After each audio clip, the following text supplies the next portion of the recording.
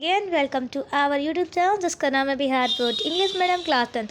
अगर आप इस चैनल पर पहली दफ़ा आए हैं और नए हैं तो चैनल को सब्सक्राइब करें, बेल आइकन को प्रेस करें क्योंकि ये आपका फ़र्ज़ है। Okay, now the topic is social science का सब्जेक्टिव क्वेश्चन। उससे पहले एक और चीज़ मैं बता दूँ, टेलीग्राम पर ज्वाइन हो जाना बिकॉज इसमें तुम्हारा प्रॉफिट है। क्यों? क्योंकि तुम्हें ये PDF वहीं अपलोड किया जाएगा। ओके, तुम्हें स्क्रीनशॉट लिखने की ज़रूरत नहीं, हाँ, लेकिन बाद में तुम इत्मीनान से लिख सकते हो। ठीक है, दैट इज़ वाई PDF आप लोगों को वहाँ अपलोड कर दिया जाएगा। ओके, द नेक्स्ट चीज़ जो है वो है कि अगर अभी तक मतलब बहुत ज़्यादा पढ़ाई करने की अभी ज़रूरत है क्योंकि लास्ट टाइम चल रहा है, बहुत ज़्यादा रिवीजन करते रहना, बहुत ज़्यादा प्रैक्टिस करते रहना। ठीक है, और सब्जेक्टिव क्वेश्चन जो है शॉर्ट उसको रिमेंबर करने की कोशिश करो, लॉन्ग को समझ के लिखने की कोशिश करना एग्ज़ाम में। उसे रटने बैठोगे तो पहला वाला भूल जाओगे। तो बहुत सारे जो लॉन्ग होते हैं ना, अगर 20 क्वेश्चन कोई करा रहा है लॉन्ग, ठीक है, मैं बताती हूँ लॉन्ग के लिए क्या होता है ना कि लॉन्ग यहाँ से लेकर यहाँ तक होता है। ठीक है, अगर बाई चांस किसी स्टूडेंट ने याद किया 20 क्वेश्चन लॉन्ग के, अगर वो नहीं आया, मतलब 2-3 ही आया, तो बाकी तो उसके वेस्ट होंगे। तो उस टॉपिक से रिलेटेड चीज़ें समझ के जाना लॉन्ग में, वो भी मैं अलग वीडियो में बताऊँगी। लॉन्ग क्वेश्चन अगर मैं लाऊँगी तो लाऊँगी ज़रूर, तो उसमें क्या करना आप लोगों को समझ के किस तरीके से याद करना ये मैं बताऊँगी। तो सबसे पहले क्वेश्चन मैं बता दूँ कि क्या क्या क्वेश्चन है किस तरीके से, तो ये मैं अभी बता देती हूँ। ओके, तो चलो स्टार्ट करते हैं। Question number 1। So first question है, what do you understand by inclusive development. Explanation के साथ मैं समझाऊंगी। ठीक है, इसका मतलब है कि इनक्लूसिव डेवलपमेंट से आप क्या समझते हैं। ठीक है, द प्रोसेस ऑफ डेवलपमेंट, वैसी डेवलपमेंट की प्रोसेस, विकास, जिसमें अगर किसी एक को बेनिफिट्स होता है, ठीक है, which attempt to extend the benefits of development to the people at the bottom of the society to raise their standard of living and to include them in the mainstream called inclusive development. That means कि अगर कोई new law आया है government की तरफ से, ठीक है, और उसको उसके लाने से विलेज में, ठीक है, गांव में कोई फ़ायदा हो रही है, ठीक है, गांव में फ़ायदा हो रही है, तो उसे गांव के ऐसा नहीं है कि अमीर जो रिच लोग हैं ना उन्हीं के पास वो लॉ जाए। ठीक है, ऐसा नहीं है। और सबसे जो लास्ट वाले जो बॉटम ऑफ द सोसाइटी के लोग हैं वो कौन है? गरीब लोग। ठीक है, तो उनके पास भी वो लॉ जाना चाहिए, उनके पास भी वो प्रॉफिट वाली चीज़ें जाना चाहिए ताकि उनकी लाइफ स्टाइल जो है, जीने का तरीका है, स्टैंडर्ड है, वो चेंज होए। ठीक है, ये समझ में आया? इसको कहते हैं इंक्लूसिव डेवलपमेंट। यानी अगर गवर्नमेंट की तरफ से कोई भी प्रोसेस आती है, कोई भी डेवलपमेंट की लॉ आती है जिससे किसी को प्रॉफिट हो रही है, चाहे अमीर हो, चाहे मिडिल क्लास हो, चाहे रिच पीपल हो, ठीक है, चाहे गरीब हो, ये मतलब तीनों लोगों के, ठीक है।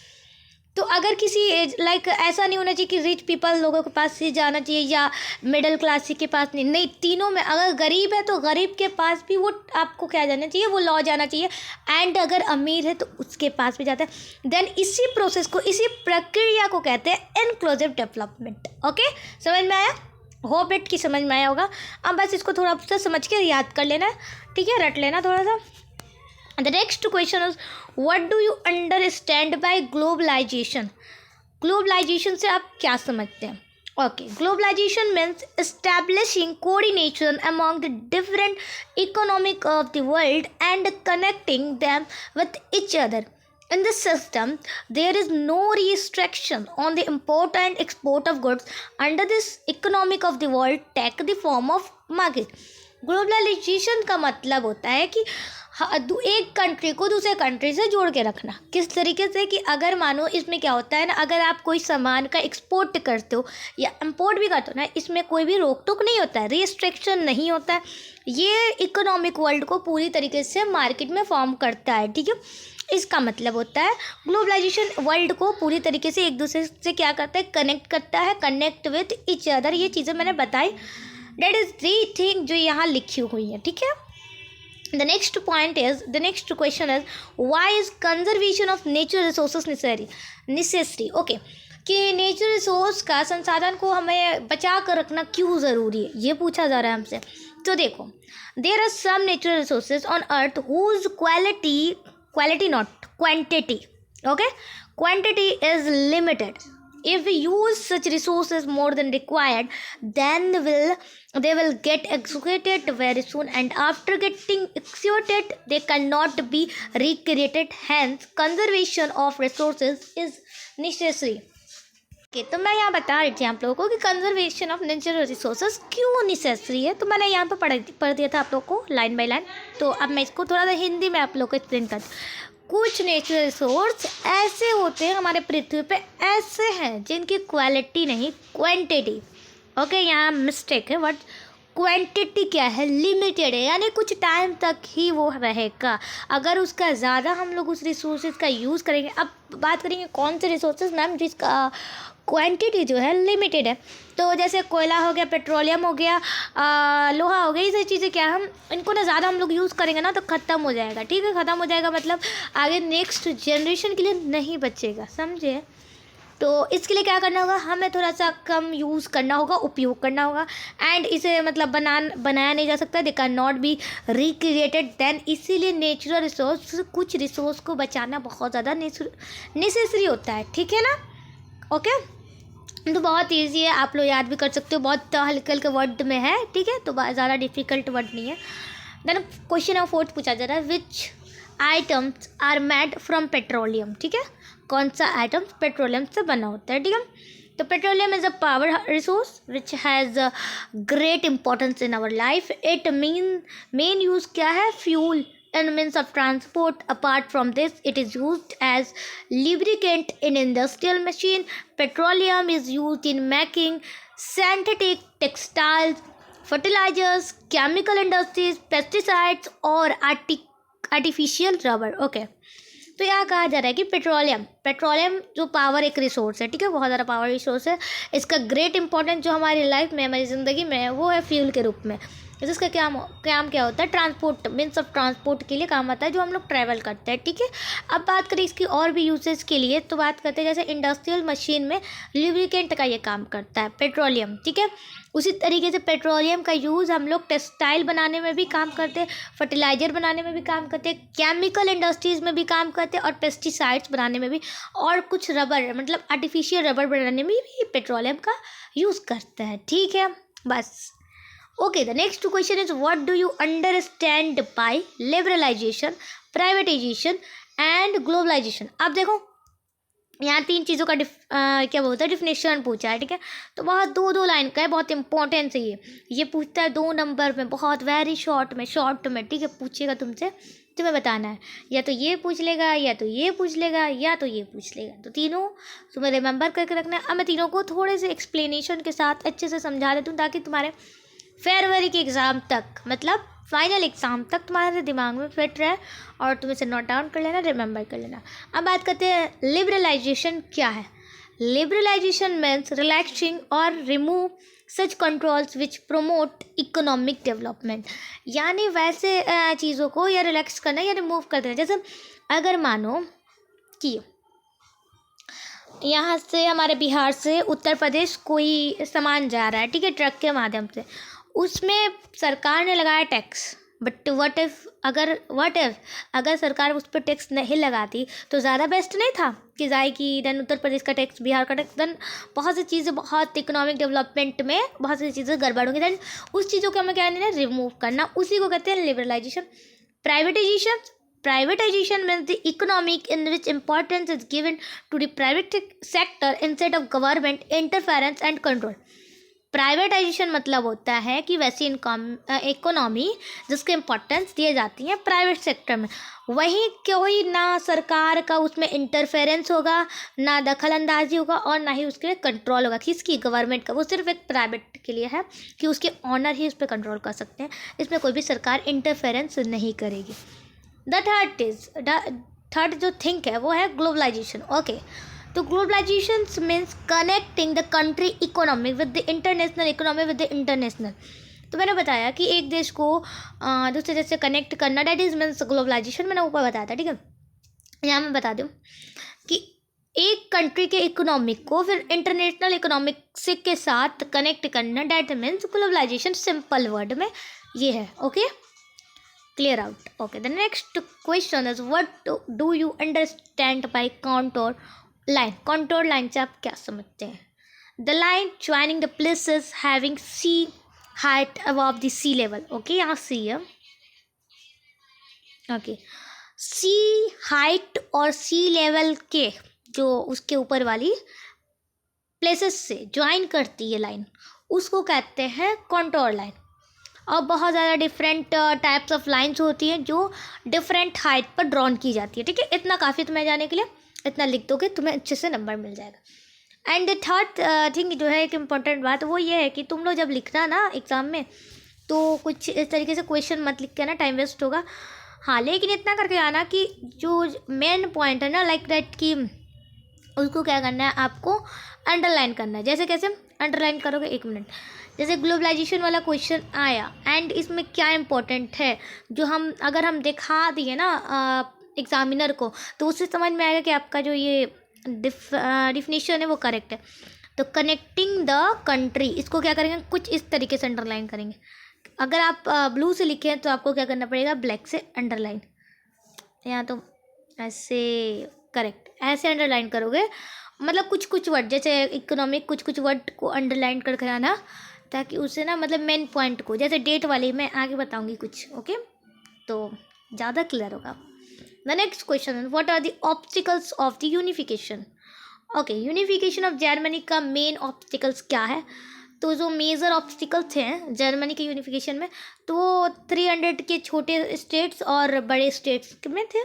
ठीक है, पॉलिटिकल और सोशल रीजन को डिस्पार्ट करना था इन सारे स्टेट्स में। ठीक है, लैक ऑफ फीलिंग, मतलब कि नेशनलिज्म की जो फीलिंग थी वो बहुत ज़्यादा कम थी। Then next is Australia interventions और मैटरनिक का जो रिवोल्यूशनरी पॉलिसी था वो चीज़ें थी। The next question is what is called the proletariat class. Proletariat class से आप क्या समझते हैं? The class of society which includes poor farmers, agriculture labours, ordinary laborers, workers and common people is called a proletariat class. It did not get many rights. तो वैसे class, वैसे society के class जिसमें पुअर आते हों, poor farmers आते हों, agriculture लेके लेबर्स आते हों, ऑर्डिनरी लेबर्स आते हों, वर्कर्स आते हों, या कुछ आम आदमी आते हों, उसको प्रोलेटेर क्लास कहते हैं। इसको ज़्यादातर राइट्स नहीं दी जाती है, इनको राइट्स मतलब बहुत ही कम मिलते हैं। ठीक है, द नेक्स्ट क्वेश्चन है what was the purpose of Dandi March. Okay, Dandi यात्रा यानी दांडी मार्च का पर्पस क्या था, जिससे गांधी जी ने स्टार्ट किया था साबरमती आश्रम से। ओके, तो दांडी मार्च वॉज स्टार्टेड ऑन 12 मार्च 1913। ठीक है, अब ये क्या है, बहुत इंपॉर्टेंट। अगर मैंने ये बताया ना, एग्जामिनर को अंडरलाइन किया, जैसे 12 मार्च 1913 मेन पॉइंट हो गया, क्या करने के लिए, तो सॉल्ट लॉ को ब्रेक करने के लिए, इसको भी अंडरलाइन करेंगे हम लोग। ठीक है, the British government had control over the production of salt. Gandhi ji consider this injustice. अब यहाँ क्या करेंगे, इनजस्टिस वाली पॉइंट को भी अंडरलाइन करेंगे। Therefore after reaching Dandi on 6 अप्रैल, इसको देन उन्होंने सॉल्ट लॉ को तोड़ा, कैसे, सॉल्ट को बनाकर, ड्यू टू विच, इसी के कारण वहीं से क्या हुआ, सिविल डिसोबेडिएंस मूवमेंट स्टार्ट हुई। ये पूछा जाता है कि दांडी मार्च के साथ साथ कौन सी मूवमेंट का स्टार्ट हुआ था, तो सिविल डिसोबेडिएंस। ये कहाँ कब पूछा जाता है, ऑब्जेक्टिव में। इसलिए कहा जाता है अगर आपने इसके सब्जेक्टिव क्लियर है तो ऑब्जेक्टिव भी क्लियर हो जाएंगे। तो so don't worry about it, objective करें या सब्जेक्टिव करें, अगर आप कोई भी एक करते हो तो थोड़ा बहुत चीज़ें सब्जेक्टिव में भी हेल्प करती है, थोड़ा बहुत सब्जेक्टिव का हेल्प ऑब्जेक्टिव में मिलती है। तो डोंट वरी अबाउट इट। अब मैं इसे समझा देती हूँ अच्छे से। ठीक है, दांडी मार्च क्या है, तो दांडी मार्च 12 मार्च 1930 को स्टार्ट किया गया था, क्योंकि जो सॉल्ट पे ना टैक्स लग रहा था। ठीक है, सॉल्ट पे ऐसा मानना था कि टैक्स नहीं लगना चाहिए, क्योंकि वो डायरेक्टली नेचर से आती है, डायरेक्ट सॉल्ट पे टैक्स नहीं लगना चाहिए, समुद्र से आती है। तो उसी को ब्रेक करने के लिए गांधी जी ने एक मूवमेंट लगाया, दांडी मार्च। ठीक है, किसके खिलाफ थी, जिन्होंने क्या बोलते हैं, जो ब्रिटिश गवर्नमेंट थी उसको कंट्रोल ओवर करने के लिए, क्योंकि ये गांधी जी को लगता था कि ये इनजस्टिस है। ठीक है, नाइंसाफ़ी है। देयरफॉर उन्होंने दांडी कब पहुंचा था, 6 अप्रैल, 12 मार्च को उन्होंने स्टार्ट किया था और 6 अप्रैल को पहुंचे थे। ये डेट पूछता था कब स्टार्ट हुआ एंड कब पहुंचे। ठीक है, रीचिंग दांडी, तो 6 अप्रैल को वो पहुंचे थे। एंड उन्होंने वहाँ पर सॉल्ट को बनाया, क्यों, क्योंकि वहाँ पर उनको सॉल्ट लॉ तोड़ना था। एंड देन अगर उन्होंने सॉल्ट खुद से बनाया, डेट आज तक वर्ल्ड में अभी तक, मतलब जितनी दिन चल रही, अभी तक सॉल्ट पे कोई भी टैक्स नहीं लगता है। क्यों? क्योंकि गांधी जी ने खुद सॉल्ट बनाया और वहीं से ये लॉ को कट आउट कर दिया। ठीक है, और इसी के साथ साथ क्या हुआ, सिविल डिसओबेडिएंस जो मूवमेंट है वो स्टार्ट हुआ। क्लियर? होप इट क्लियर ही होगा ना। Okay, the next question is what do you understand bye Rowlatt act? आप रॉलेट एक्ट से क्या समझते हैं? तो रॉलेट एक्ट का दूसरा नाम है ब्लैक लॉ। क्या हो गया? ओके, इसको हम लोग लिख सकते हैं black law, black law. Okay, ठीक है, क्लियर। इसको किस नाम से जाना जाता है? अनदर नेम इसका होता है ब्लैक लॉ। ठीक है, अब मैं इसका आंसर की बात करती हूँ कि इसमें क्या क्या है, कि आप इससे क्या समझते हैं। To suppress the increasing revolutionary incident and discontent, the Rowlatt Act was passed on 25 मार्च 1919 को ये रॉलेट एक्ट पास किया गया। ये बहुत इंपॉर्टेंट डेट है। इससे क्या होगा ना, आपका ऑब्जेक्टिव क्लियर होगा। ठीक है, कि ये एक्ट कब आया था। ठीक है, ये एक्ट कब आया था? 25 मार्च 1919 को आया था। ओके, जो इसके चेयरमैनशिप जो जिसके अंदर में आया था वो कौन थे? लॉर्ड क्लैम्फोर्ड। लॉर्ड क्लैम्फोर्ड, इनका नाम भी याद रखना। इन्होंने रॉलेट एक्ट को निकाला। अंडर यही पर्सन के थ्रू क्या होता है, इसमें क्या होता था ना, अगर कोई person, any person was arrested on the basis of suspense without a warrant, मतलब कि ये जो है ना सरकार के आदमी पर शक है, जैसे होता है ना कि उसकी जो आदमी है ना पुलिस वहाँ की, अगर किसी को किसी भी पर्सन पे शक हुआ ना, सस्पेंस होता शक हुआ ना, तो वो डायरेक्ट उसको ना अरेस्ट कर लेगा। क्या करेगा? अरेस्ट करेगा। ये तो अनजस्टिस है, इनजस्टिस है कि नहीं? क्योंकि वारंटी के विदाउट आप किसी को अरेस्ट कैसे कर सकते हैं? ना ही नो अपील होगा, ना आर्ग्यूमेंट होगा, और ना ही कोई लॉयर इसमें रिकमेंडेशन थे इसके लिए। ठीक है, ये बहुत ज़्यादा नाइंसाफ़ी थी। तो फिर गांधी जी ने इसे किस नाम से, किस एक्ट से बुलाया? तो ब्लैक लॉ से बुलाया। ठीक है, ब्लैक लॉ। एंड देन यहीं पर 13 अप्रैल 1919 को जलियांवाला बाग इसी एक्ट के वजह से, मतलब क्या होता है ना, जब मीटिंग होती है ना तो उसमें बहुत से लोग मारे जाते हैं। ओके,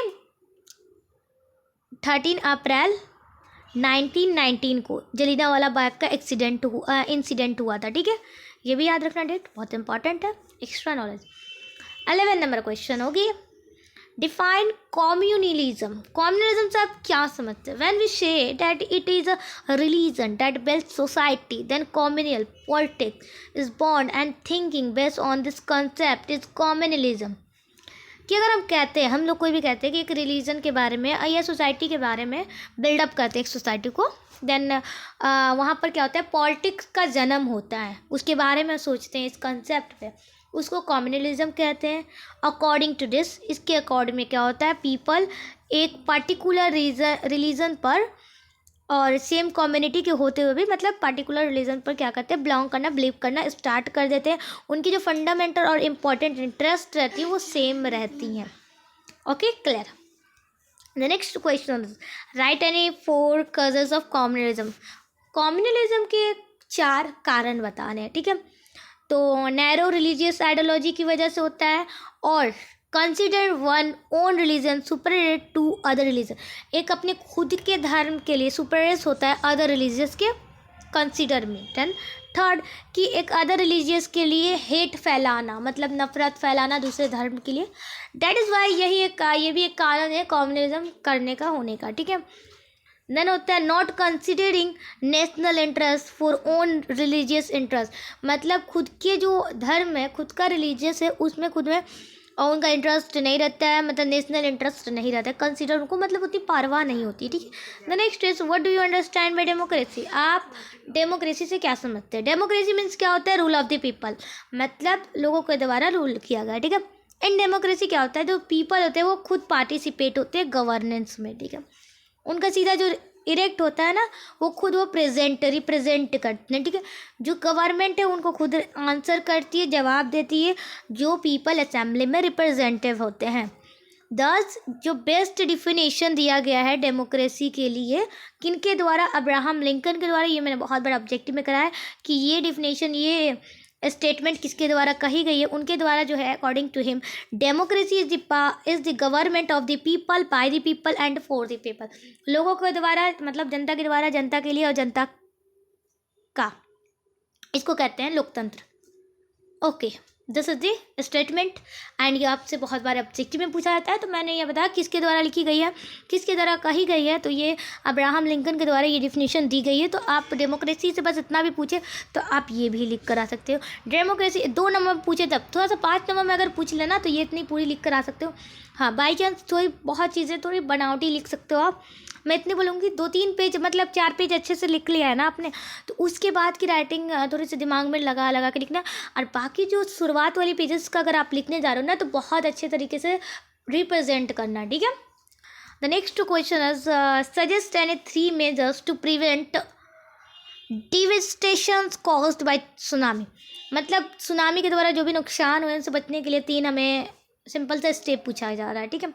तो हम क्या करेंगे, जो सी कोस्ट है उनको सेटल करें, settle away from sea coast, ठीक है। जो एम्बैंकमेंट होगा ना सी का, उसको स्ट्रांग रहना चाहिए। और जो मैंग्रोव ट्रीज है उनकी जो नंबर है उनको बढ़ा देंगे, उनको वहाँ पर सी शोर मतलब कि सी के किनारे क्या करेंगे, लगाएंगे, उनकी बहुत ज़्यादा क्या करेंगे, मात्रा को, नंबर को बढ़ा देंगे मैंग्रोव ट्री की, ठीक है। The next question is what do you understand by disaster. Disaster से आप क्या समझते हैं। There are some accidents which come suddenly without any invitation and cause huge loss to life and poverty in a short span of time. This brings us to a situation of credit and crisis. Okay, crisis, any such dreadful incident which create a situation of crisis is called a disaster. मतलब कुछ ऐसे some incident हो जाती हैं जो बिना कोई invitation मतलब बिना बताए, बिना दावत दिए अगर आ जाए और लाइफ का पूरा बैंड बजा दे, यानी लाइफ को बहुत ज़्यादा नुकसान कर दे। एक पॉवर्टी के लिए भी, पॉवर्टी के एक बहुत गरीब स्पान के ऑफ टाइम के लिए भी उसका भी नुकसान कर दे। और वैसी सिचुएशन आ जाती हैं, अगर ऐसे क्राइसिस सिचुएशन के क्राइसिस आते हैं तो उस इंसिडेंट को अगर जो क्रिएट करता है इस सिचुएशन के क्राइसिस को, उसको कहते हैं disaster. The last question is last but not the list. Okay, 16 number, explain the difference between focus and epicentre of the earthquake.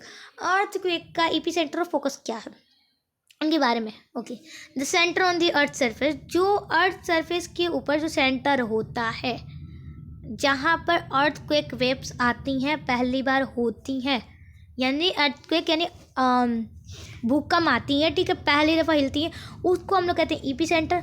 उसी जगह के बिलो में, ठीक है, नीचे में जो अर्थ सरफेस है उसमें सिस्टमैटिक वाइब्रेशन शुरू होती है, उसको कहते हैं earthquake centre focus. Okay, clear.